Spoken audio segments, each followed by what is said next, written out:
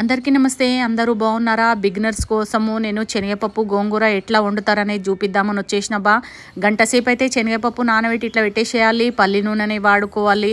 జీలకర్ర, ఆవాలు, ఇట్లా ఎండుమిరపకాయలు కూడా వేసి ఫ్రై చేసుకోవాలి. గోంగూర తినడం వల్ల కాళ్ళ నొప్పులు తగ్గుతాయి. అంటే పాత రోగాలు ఉన్న వాళ్ళ కోసం కాదు, ఇది మామూలుగా అప్పుడప్పుడు కాళ్ళ నొప్పులు వస్తాయి కదా.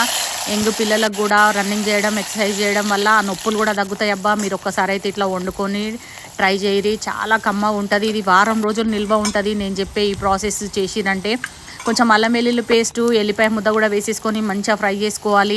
పసుపు కూడా వేసుకొని మంచిగా ఎర్రగా ఫ్రై చేయాలన్నమాట ఈ శనగపప్పు అనేది. పుంటికూరలా పుల్లనే రుచి అంటారబ్బా. పుల్లలు లేకుండా అంతా మొత్తం ఆకులు వేసి వండుతుంటారు, అట్లా కాదు. పుల్లలతోటి కూడా వేయరి, మస్తు కమ్మగా కుదురుతుంది.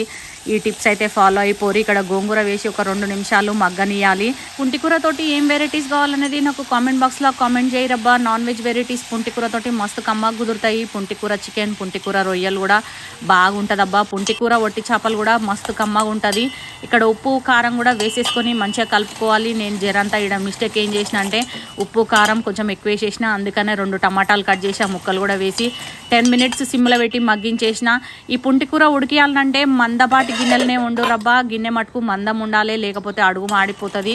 ఇది ఒక 10 నిమిషాల తర్వాత ఇట్లా ఎనుపుకుంటా మంచిగా ఉడికించుకోవాలి. శనగపప్పు పుంటికూర కర్రీ అయితే రెడీ అయిపోయింది. వీడియో నచ్చితే ఒక లైక్ చేయరబ్బా. సబ్స్క్రైబ్ చేయని వాళ్ళైతే సబ్స్క్రైబ్ చేసుకోరి.